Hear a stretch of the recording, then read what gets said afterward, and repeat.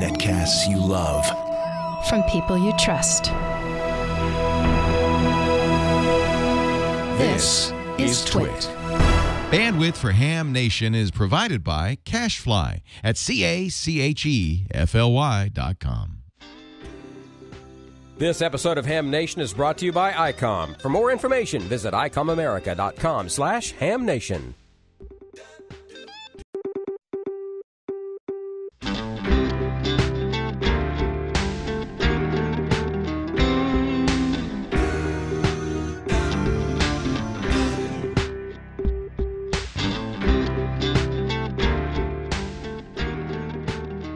This is Ham Nation. 309, July 19th, 2017. The Heathkit Story, Part 1. Good evening, everybody.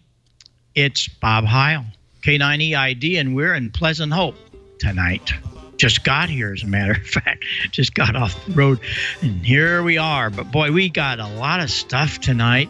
And George is down with his son in Texas, so George won't be with us. But we're all here. We've got a really neat report about Heathkit, and it's such a report. We're going to do it in 2 different shows. Going to do the first one tonight, but next week. Now, don't miss any of this. Next week, Gordon is going to interview David W7UUU, and you'll find out all about it. I mean, this is the ultimate Heathkit restorer. I'll give you a little tease. He's such a restorer, he went out and found the grave of the man that really built Heathkit and restored his grave because it wasn't in very good shape. It is an amazing story, so you'll enjoy this tonight. And, of course, we've got more. We're going to start building the transmitter tonight. And guess what? Amanda's with us. Amanda, how are you? I'm great and glad to be back. Sorry I missed you guys last week, and it's hot here, and getting ready to go to a rally here in Colorado, northwest Colorado. So I'll be without internet or phones for a few days, but I'm looking forward to it. That's it, Bob. Back to you. Okay, well, you'll be watching the chat room, so fill up her nice tablet tonight. Come back to us and, ask us questions. Come on, get it going. But Gordo, let's see. You're here for a piece of the show because you're teaching again tonight. Is that right, Gordon West? Yep, that's right. No rest for the wicked. But we're working with kids, and let me tell you, thousands of kids are coming together for the National Scout Jamboree that starts today and goes until the 27th. If you're on the air, tune in K2BSA. And Brian, if you'll quickly bring up one of the shots there, thanks to DX Engineering. The K2BSA station is going to be on 14290, 7190, 3940. A few years ago, they ran 3,000 kids through the ham radio station. And this year, not only will they probably top that, but they're going to have a balloon launch, maybe a couple of them. They're going to talk to the International Space Station. They're going to have tea hunts as well as the radio merit badge instruction. So let me tell you, it's going to be big. And we hope all of you will have an opportunity to work a few scouts that'll be on the air. And judging by the DX Engineering antenna, that's all set up. Come back to me now, Brian. They're going to have a great station. Tomorrow, Bob, is the slow scan television coming down from the International Space Station. That'll be a 2-day deal on 145-800. Broadcasting SSTV in the FM mode. And let's see, also this weekend, you're going to hear more about Don going to the big Oklahoma State Ham Radio Convention on Friday and Saturday. And then next week, we'll tell you more about it, is going to be the Central States VHF Society conference in Albuquerque, New Mexico. And then a teaser, the eclipse is coming up on the 21st, and we'll be there live and direct. So, Bob, back to you. Then we'll do shorts in a few. Bob? Oh, okay. Before we get over to Don, I was reading my QST here. I'm telling, if you don't belong to the league, now's the time. I know it's been kind of before. Now is the time. And man, this magazine's full. And guess what? I'm reading through this page about the ARRL RTTY. Look at that. The RTTY contest, and look who's number 3. It's a lady that we know well, NV9L. Wow. She third place. How about that? But no, serious, everybody. I tell you, it's now worth the magazine. You know, we used to have a magazine in this industry years ago, and the only reason we got the magazine was because Wayne Green wrote some great things in the front of it. Well, his editorials were great. Well, Tom is far from the craziness of Wayne Green, but Tom Gallagher has really turned the ALL on. I mean, it's really great. You should sign up for this just to get the magazine. There's really a lot of articles in there. Don, you get QST, and I bet you read every page of it like I do, don't you? I do. I take them to work, and when I have slow days at work, that's what I do. Waiting for commercial projects to come in, I go through QST, and Tom's column is always the first stop. It's a great read. Hey, I went to the Slidell, Louisiana Hamfest last week, and my son tagged along, and he made out like a bandit in the flea market. He got some computer speakers for free. He got an old video camera for free, and he got another video camera for $5. And what else did he get? Oh, show the picture, Brian. He brought home a CSCE for technician. So we are wow. That one cost us $15. We are anxiously awaiting his call sign. He's already picked out a vanity call, which I will reveal when we have that call assigned to him, and not before, obviously. So congratulations to Tyler, and we'll get into the solar update a little bit later on with Newsline. Dr. T is getting ready to go to Europe, so she will not be with us via video, but we will have her via her slides that she prepares for us a little bit later on, Bob, right after we do some things with pine boards, I think, right? Right, that's great. Oh, congratulations. That's really great. I know you're real proud, and he worked hard, but if it wouldn't have been for Gordon's book, he wouldn't have done it, right? No, he studied hard, and that was the book to do it with is Gordon's great license manual. So, Gordo, let's go see what all you have going tonight before you take off on your teaching binge tonight. So, who are you teaching tonight? Who is it? Yeah, emergency communicators. And by the way, Jim, K5 November Delta, along with Bill, I love his call sign, Nerd, NE4RD, with the National Scout Jamboree. They say, tune in those scouts because they're going to be on the air and having a great time. And Bob, we also have those free band charts. All club members need to do is to get your club training officer, write me on the club letterhead, 15 first-class stamps, and a small little mailing tag, and we will get it to you. So let's go ahead, Brian, and take a look and see what we're going to be doing for kids. All right. First of all, to get kids tuned in to ham radio, you need more than just a fancy van or a lot of radios.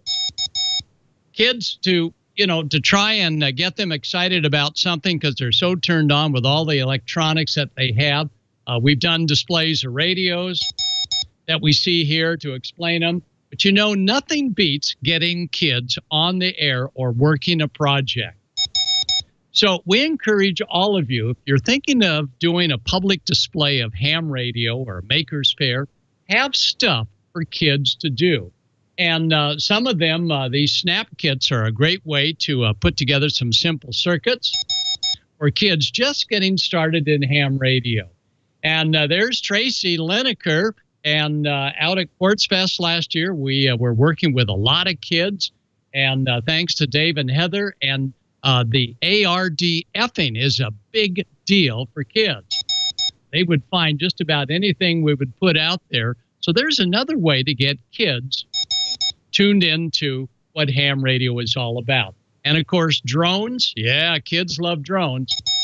And they'll take a huge interest when they see themselves on the ground from the lofty spot that the drone is going on.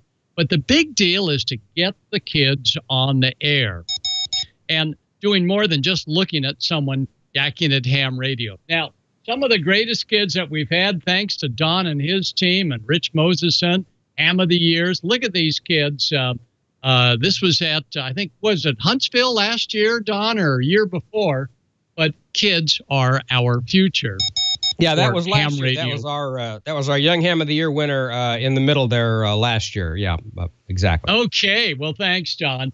And, you know, these kids get turned on with the International Space Station that the National Scout Jamboree has a set schedule with. That's Neil, W6FOG, getting the kids ready to talk to the International Space Station. And wow, those kids were really turned on. Thanks, Neil, for his work.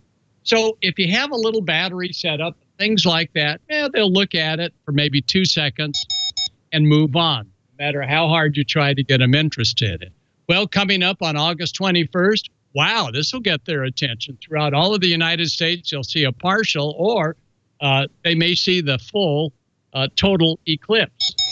That'll get kids interested in what's happening on the radio. Of course, putting them on the air as third-party traffic, that's a great way. And here's K6 Whiskey Hotel Sierra doing a field day, getting kids on the air. Well, when we do computers, kids get more turned on with that. So there's a good way to go. And that is getting a computer. But here's the key that we found out just yesterday. And that is, well, we've known it for some time. Kids love CW. And kids will send CW. They'll be captivated by it. And to get them started, a lot of different ways to learning the code. But first of all, we need to have a lot of stuff around there and a CW key that the kids are going to get turned on to. But to be able to send CW, especially their name, they need to look at it. And I know you shouldn't look at dots and dashes, but to do that. And when they started sending, look at this kid on the right side. He's holding the telegraph key completely wrong. He's using his thumb. What are they thinking? You don't use your thumb to send CW. There's two more using their thumbs. Well, the kids told me, excuse me, Mr. West, you're not doing it right. The way we work our cell phones is with our thumb. So I had to think about that. You know, they're absolutely correct. So if you build one of these simple little clothespin keyers, be prepared they're going to pick them up and use their thumb. And if they do, fine, because they're probably going to send faster using their thumb than we can with traditionally grabbing the key in the normal way.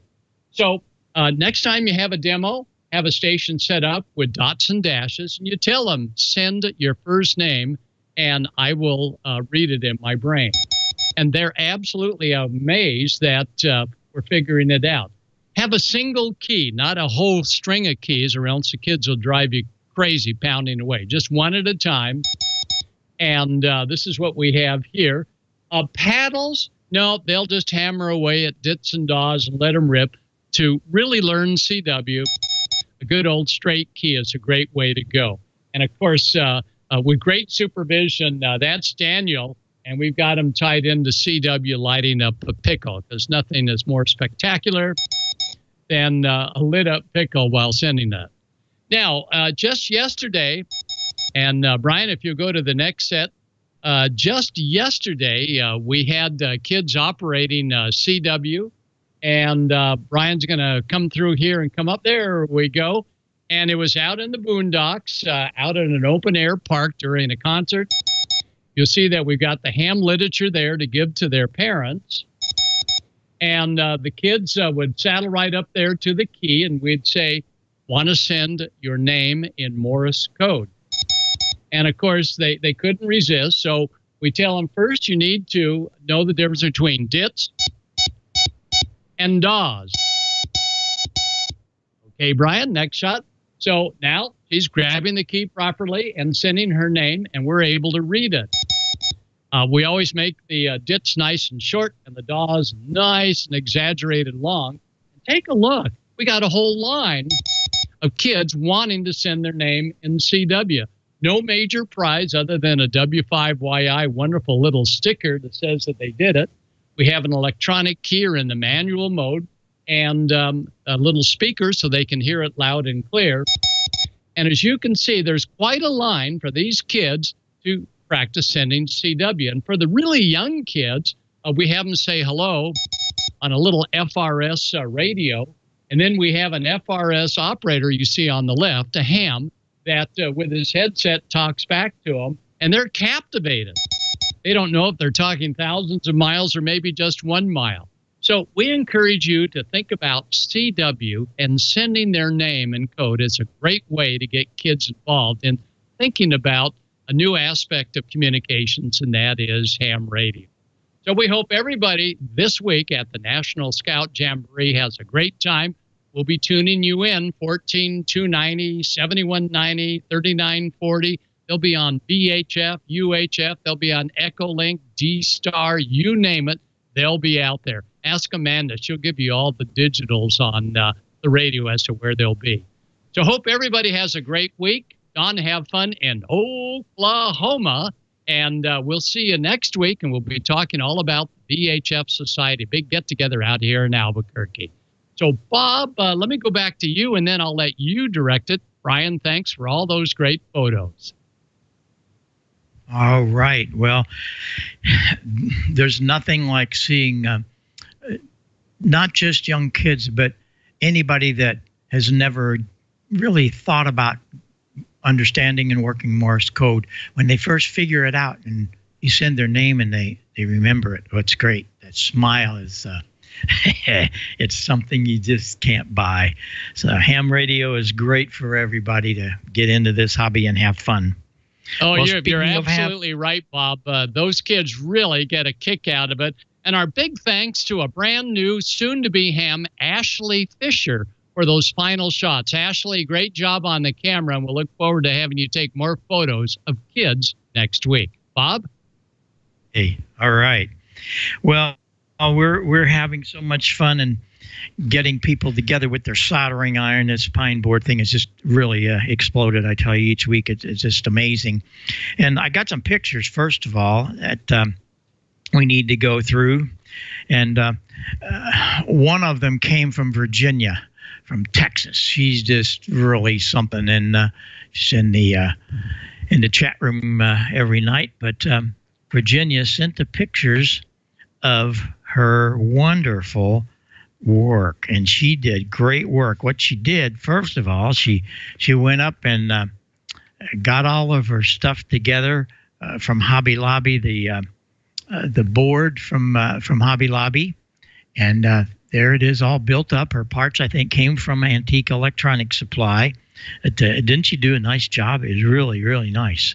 And she also, there she's working on all the rest of it. But what a nice job. So, Virginia, keep that up. And we'll look forward to you getting it all going, so that somewhere along the way we'll get to talk to you on the air with yours. I also had a great piece that came from one of the guys that have really been into this thing, and this is a good piece. First of all, Dennis, N6DGM. There's his power supply, and he did a really pretty job, and really nice. Dennis, good work, buddy. Then we got to look at Bob, N4JGO, and he has a little lesson for all of us. You realize we have high voltage on those pins, and those high voltage that we talked about all the time, you want to protect yourself. And I've gotten a few people giving me a little trouble about, oh, you don't want to teach this because kids with the high voltage. Yes, we do. You respect the circuit, no matter if it's 12 volts or 150 volts. You respect what we're doing. And what Bob did was really cool. He took all of the high voltage pieces and he covered it up with a plate. He got standoff so it stands up higher, and that way you're not going to get in trouble with anything. What a great idea. And this is what this whole project is about. This is not just about we're telling you what to do. You're telling us things that we can do. And that's what's really fun about this whole project. So we're so thrilled about all of it. But you got to keep in mind, all of you, we're dealing with some high voltage.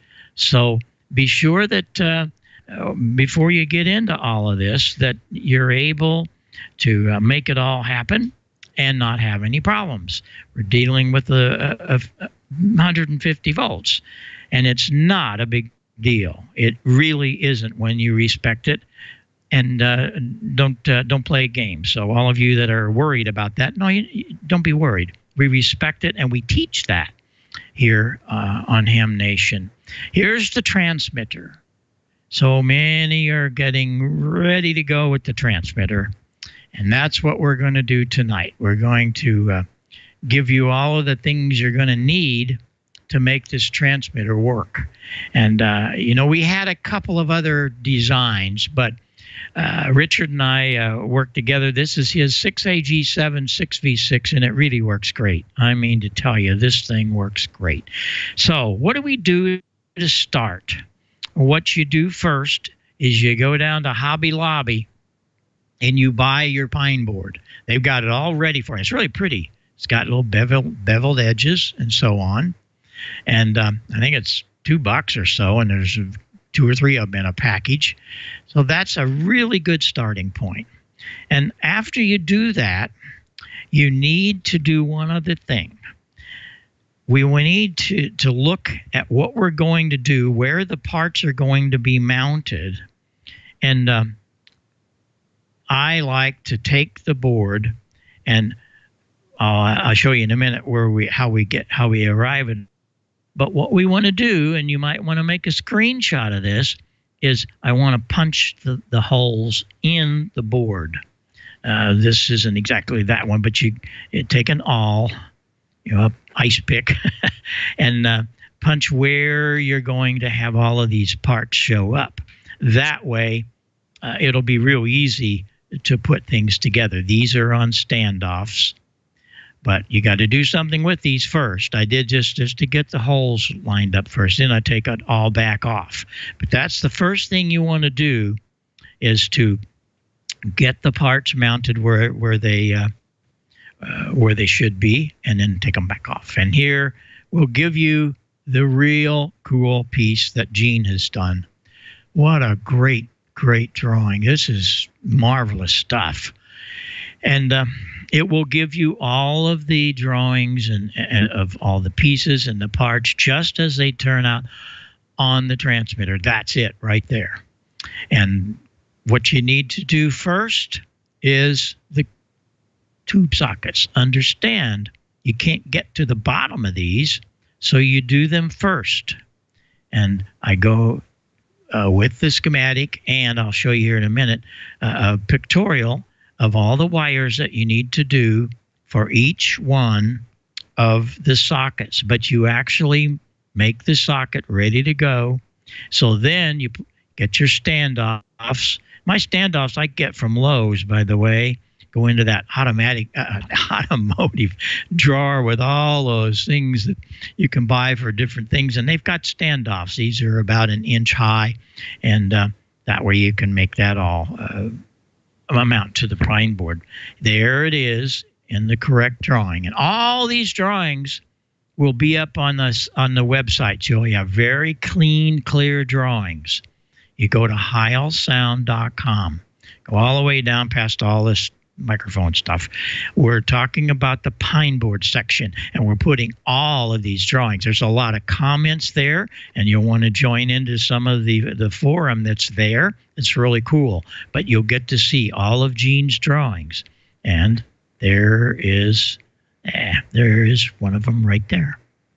And that is this 6v6 bottom. And all you do after that is mount it on the board. You have the board ready to go, and then you can mount all the rest of the parts. It's something that you just need to take your time and do those particular prefaces, and it goes well. One of the other deals that we had to do was, we have a piece of pine board. How do we mount SO239? So what I did is, my copper buses that we showed you, I took that copper bus and I ran it around and just made a little cage out of it, and it works great. It's very, very substantial, and that's how I did it. That's number 14 copper wire, and I just got it out of some Romex wire I had around here, and that works wonderful. This is the complete schematic of the transmitter. And again, it's a 6ACG7 and a 6V6. And what happens is, we come out of the preamp into the 6V6. This becomes a Heising modulator. And when you modulate this tube, what it does is it goes up here and changes the plate and the screen grids at the rate of the audio. It modulates the final amplifier. It's really quite neat the way that works. And next week, George is going to do a whole treatise on this, just as he did in the preamp with this green screen and all that. It'll be really good. But you see, the B plus is coming into here. It goes up and powers the plate of the 6V6. It also goes up and gives the power to the final amplifier. But this modulator goes up and modulates that screen, and that causes the electrons to be amplified at the audio frequency. It's a very cool, simple way to get AM without a lot of big transformers and all of that. But we'll get into more of that as we get along. We're quite a bit ahead of our stuff on this, but I want to show you the whole thing. We're going to go back and review it in a minute. There is the complete parts list. You go to Antique Electronics Supply, and in the search box, you put Ham Nation, and all these kits will come up. You'll have the field strength meter, you will have the preamp, you will have the power supply, and then this transmitter will go in probably next week. But all of the parts are there.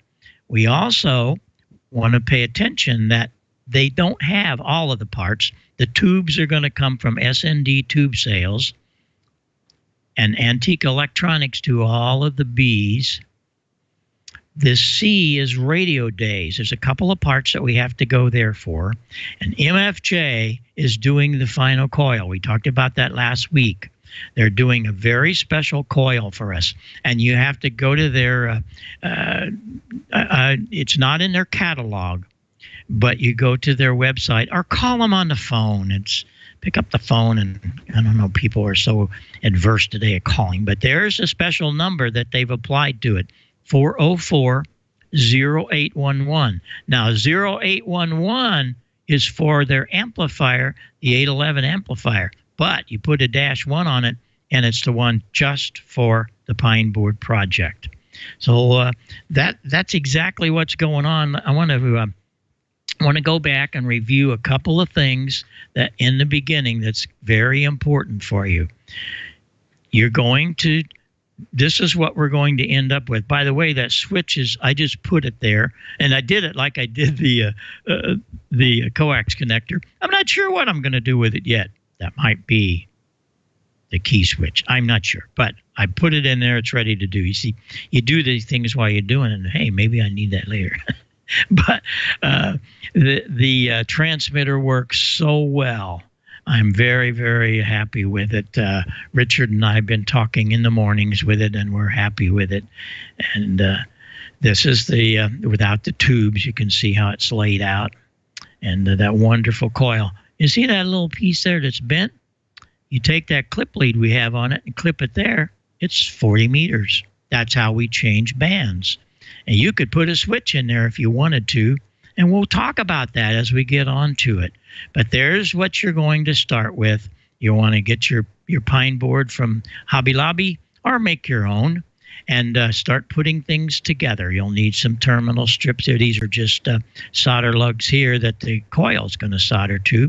These are the terminal strips, and those are all listed in the parts.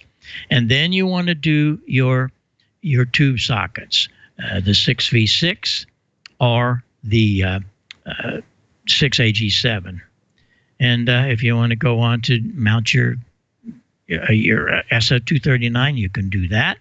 That works great. I'm very happy with that because I wasn't sure I was going to do it. But there's the most important thing. That is the schematic for this transmitter. And once you get that all down and thinking about it, you're going to have to buy parts, and there's where you get them. So you can go to heilsound.com, and down at the bottom of the ham radio page is a complete section with many, many, many pages about the pine board, everything that we've done. And thanks to Brian. Thank you so much for doing this, Brian. Brian is taking just each one of these sections. You don't have to page through the whole show. And Brian has done that for you. So those are showing up as we get them from Brian. But I'm really excited about it. I'm excited for all of you because we get so many guys and gals building. We've got a couple of children building. Yes, and they know to keep their hands away from high voltage. Golly, we have to respect whatever we do, no matter if it's 12 volts or 150 volts. But I hope that you're going to join us with all this because it's just too much fun. I do have to tell you, it's real ham radio. When I get on, I'll be on in the morning and talking to the guys here using that transmitter. And we're talking to people a couple 300 miles away on 75 meters in the morning. So pretty neat stuff. So that's what we got going, Don. I hope that you guys will someday help us. Maybe you and Tyler could do this, but we're happy to bring all of this great building to Ham Nation. That's what it's all about, is to make ham radio more fun. What do you think, Don? Yeah, I think that would make a very cool father-son project, especially for a brand new ham to get in and get into that and learn about that. And like you said, start off respecting what's going on in there, because there's high voltage. I've gotten across some line voltage before, fingertip to fingertip once, and let me tell you something. You'll remember it for the rest of your life, and hopefully you'll only do it once, and live to be able to do it twice. So yeah, you gotta respect it. But the best thing, and there goes my phone. The best thing about the pine board, I think, Bob, is that it's back to basics ham radio.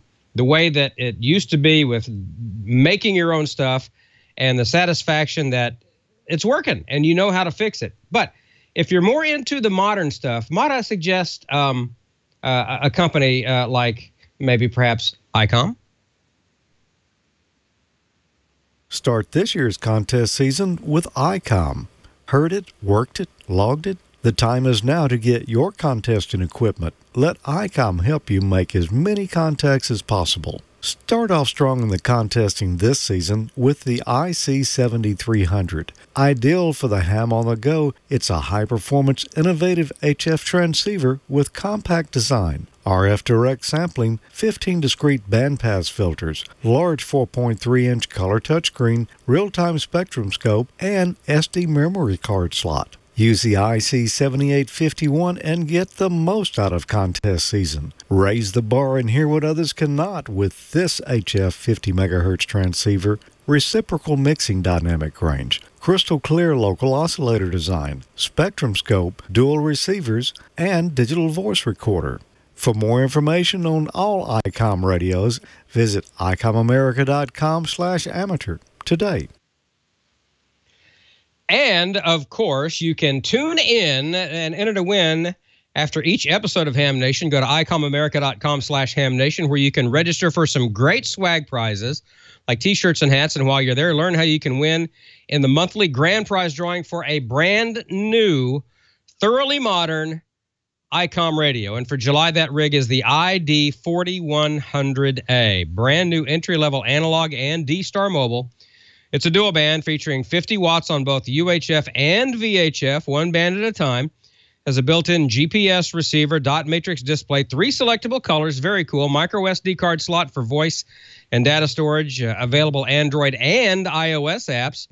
The near me repeater functions, all the latest D-Star features that you find on the ID51 that simplify and completely revolutionized D-Star operations, and a whole lot more.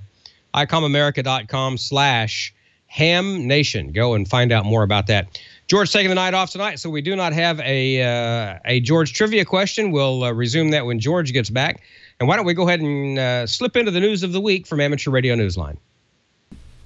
From Amateur Radio Newsline Report, number 2072, these are the Ham Nation headlines for Wednesday, July 19th, 2017. The annual Boy Scouts Jamboree on the air isn't until October, but that doesn't mean the K2BSA folks aren't busy. There's almost always a K2BSA activation from a scout camp somewhere, but right now it's the biggie. The National Boy Scout Jamboree at Summit Bechtel Reserve in West Virginia is host to 5,000 scouting hams, along with 40,000 others every 4 years. We caught up with Russ Mikowitz, N7QR, one of a pair of technical advisors for the National Jamboree. Russ, give us a little background on what your job entails. My job in the Jamboree is the technical crew for K2BSA. I have one person on my staff, Jason Miller. Between us two, we sort of shepherd the rest of the operations people. We get labor from wherever we can find it, and essentially put the radios together, put the antennas together, get all the feed lines together, and set up around 6 stations. We'll have a VHF station and about 4 HF stations, and maybe a rover station that can do other things like Echolink.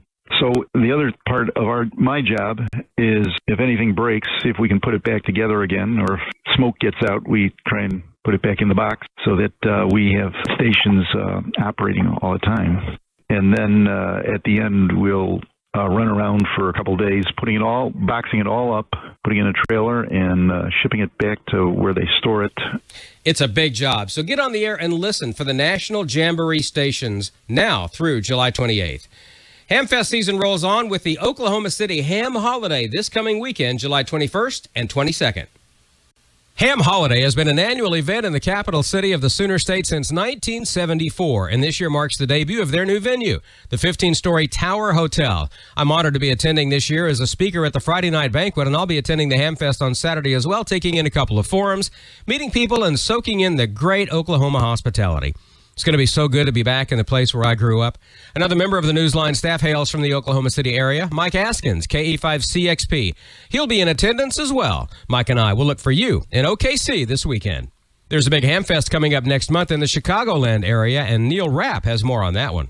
A lot of planning has gone into the 83rd Annual Hamfesters Radio Club Hamfest, being held on Sunday, August 6th at the Will County Fairgrounds south of Chicago. Exhibits open at 8 a.m. inside a fully air-conditioned building. For enthusiastic shoppers, the flea market will actually be open starting at 6 a.m., so bargain hunters can get a 2-hour jump on things. Tickets can be bought online. They are $8 in advance, $10 at the gate, and children younger than 12 are admitted free. Speakers include broadcast producer Christian Kudnick, K0STH, host of the 100 Watts in a Wire podcast, Keenan Campbell, KB9ZDK, director of the Bureau County Emergency Management Agency, and Mark Thompson, WB9QZB, founder of the Yazoo Fusion System Yahoo Group. This is Peatone's largest Hamfest with 14,200 square feet of exhibit space. Perhaps one of the best things you can leave with, if you don't have it already, is a new license or an upgrade. VE testing will be available between 8 a.m. and 10:30. For more details, visit the website hamfesters.org. For Amateur Radio Newsline, I'm Neil Rapp, WB9VPG.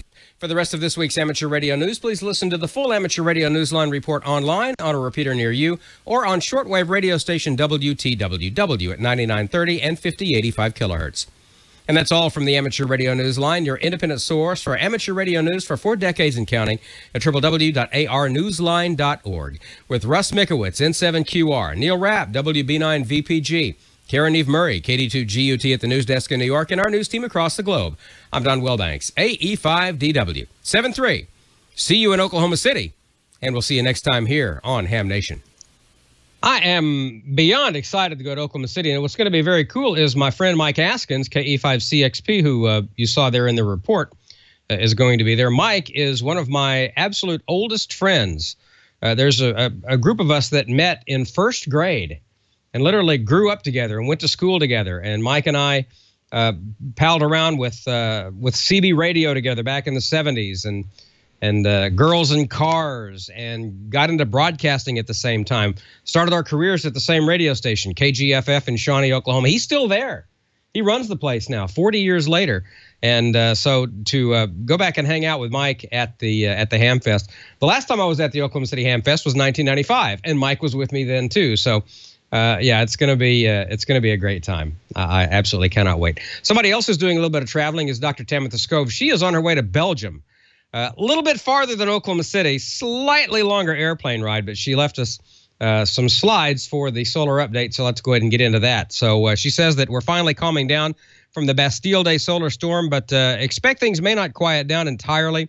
We have a remnant of a coronal hole that will be rotating into the Earth strike zone in a few days and sending us some fast winds starting around the 21st.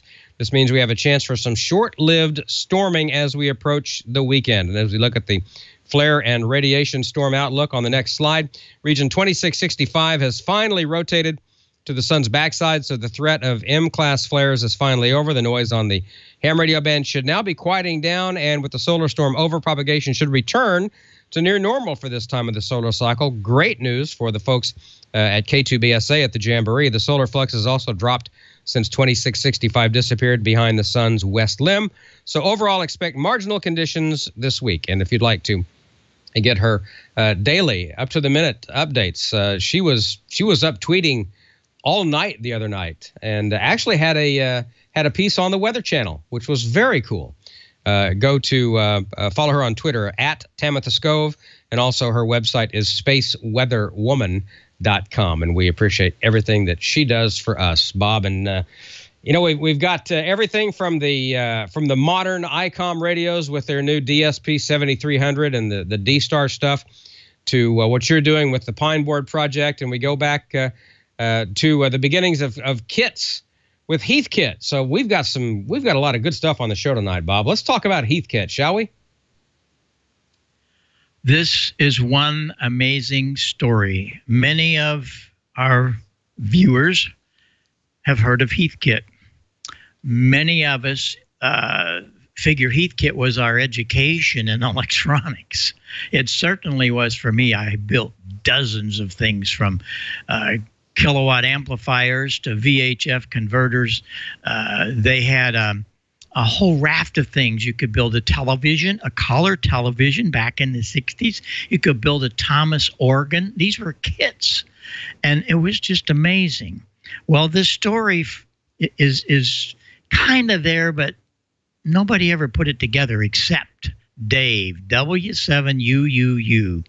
He is just a Heathkit fanatic. And what he's done, he's restored a lot of it, but for things he needed to build, like an audio filter, he has an impedance matching box for his high impedance to low impedance. He built, and it all looks like Heathkit stuff. He did it exactly. Well, he's on the road.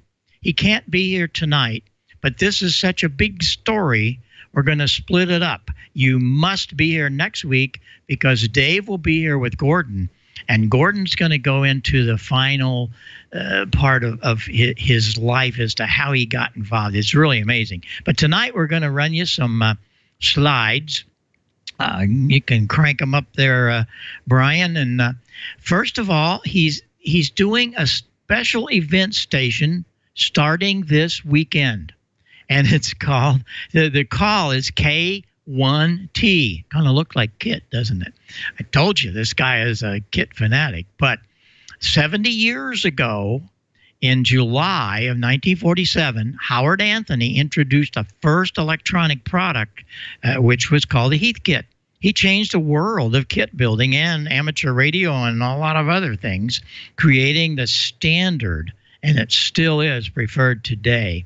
So the next slide, we're going to see the the great Howard Anthony, as he just had acquired the Heathkit company.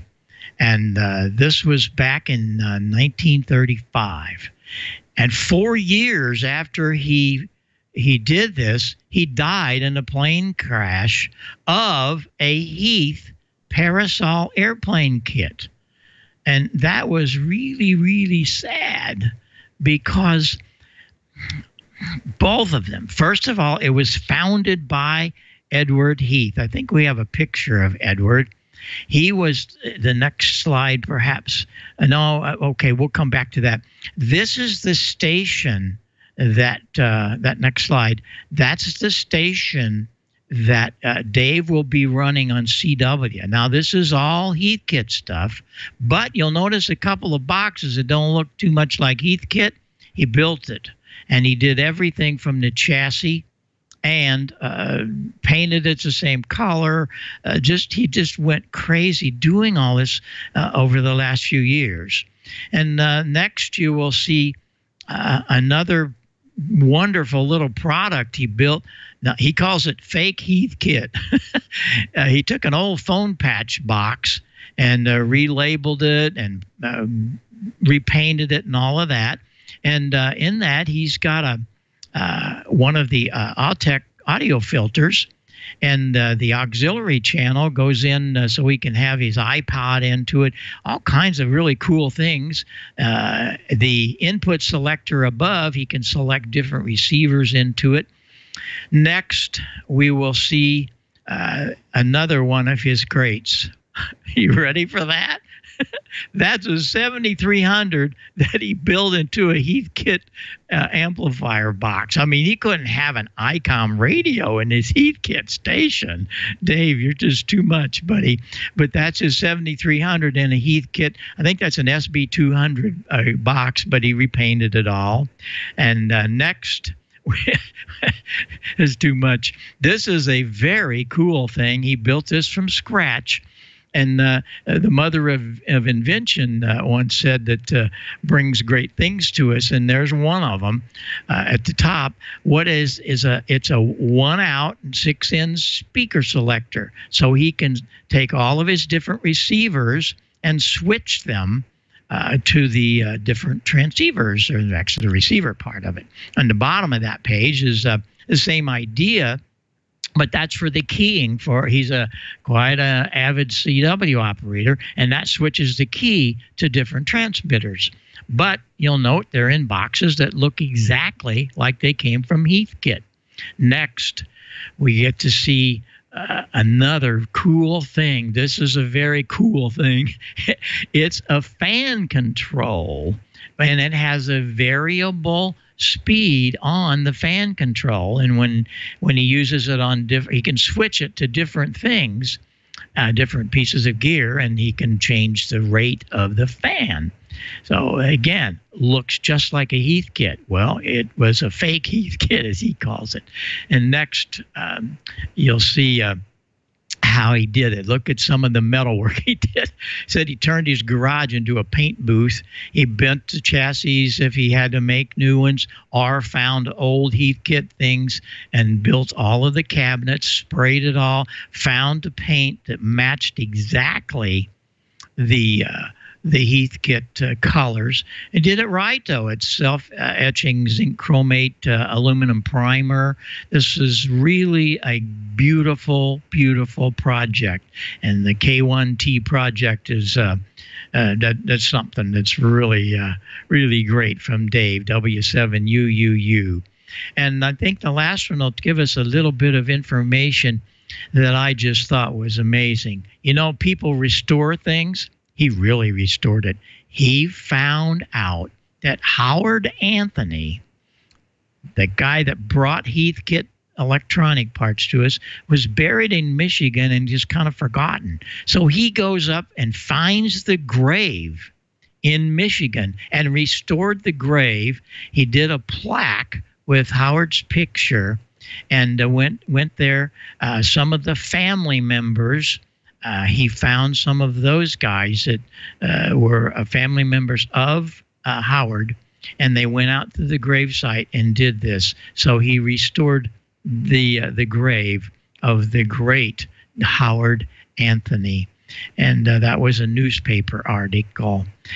Well, what we want to look at last is what's going to happen on this K1T special event. Now, let's really build this up and make it happen for him. It's going to be going for 2 weeks. And there you are. It goes live on the 23rd, and it ends August the 5th at 23:59. And he says, I'll be on as much as I can. So be watching and listening for K1T. And he'll have an eye on the DX maps, and I'm sure he'll be spotted. But let's see if we can help him make things happen with all of his Heathkit stuff. So next week, he will be here, and he's going to tell you the history, because it was really started by Ed Heath back in the 20s. And the first Heathkit was an airplane. And it was the only. That's what he did. Heath was building airplane kits. And he didn't have any electronics at all. It was airplanes. And he died in his own airplane kit. Well, a few years later, Howard bought it, Howard Anthony, and he was an electronic engineer and started the electronic part that we are also familiar with. He also died in his airplane. So kind of sad, but it lives on, and still today, because of people like Dave and all of us that admire Heathkit. What a story. That was chapter 1. We'll see you next week for chapter 2, because there's just not enough time to go through it. Plus, he couldn't be here, so I thought it would be kind of neat to make that happen. So with all of that, what can I tell you? I'm going to toss it back to Amanda. I had a couple other things, but we're running a little long, so we're going to get back and see what Amanda's got. Amanda, you've been looking at the chat room. Nice to see you back, by the way, and I hope everything's well. Everything is wonderful here, and thank you so much, Bob. If you haven't been watching the chat room while you were talking, oh my gosh, everyone's going crazy about talking about the Heathkits that they built or their parents built, buying a Heathkit tube TV. So they are going to be thrilled to watch next week for sure. And next thing on my list here, I'd just like to say to Neil Rapp from Amateur Radio Newsline, we're very sorry for the loss of your father. And he's a major contributor to AR Newsline, and we're all so sad, and we've been following it on Facebook. That being said, this question goes to Don. Don, everyone wants to know, what's Tyler's first radio going to be? He's going to have, I don't have it in here with me, but I have 2 ID51s. I have an ID51 and an ID51 Plus. The black original ID51 I'm giving to him, and I'm keeping my orange ID51 Plus.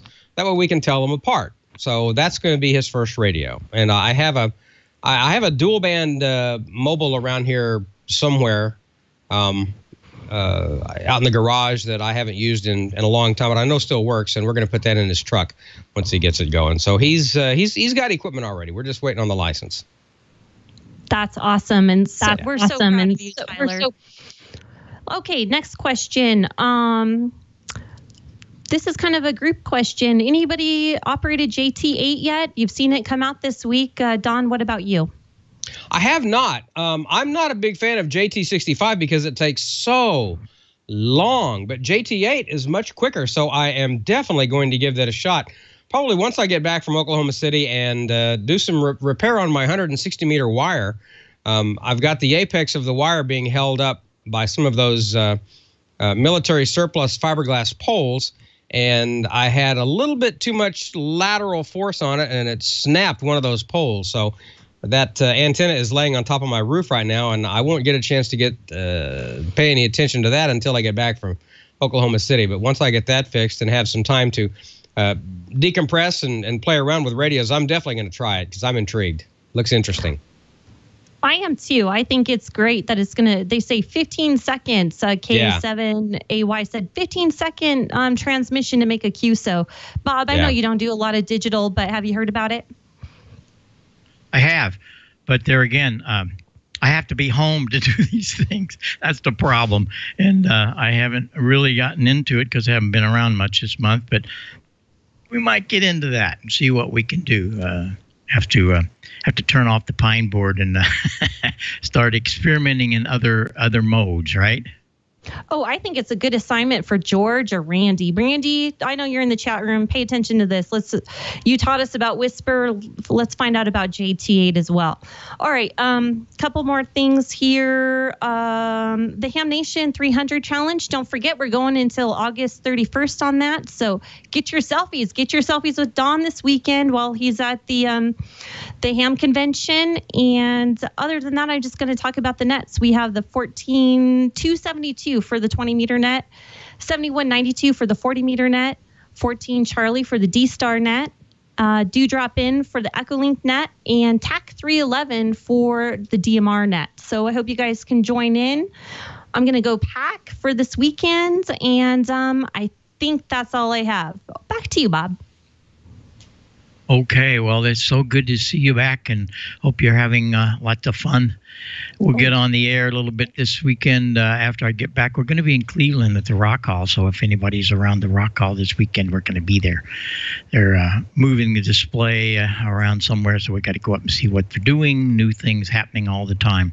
I got a couple of emails just a little bit ago. They want to see the whole thing. There's the whole thing right there. That's the pine board. Complete, and that's what we're using each morning. It just works so well. I'm amazed. And it works good on 40 meters or 75.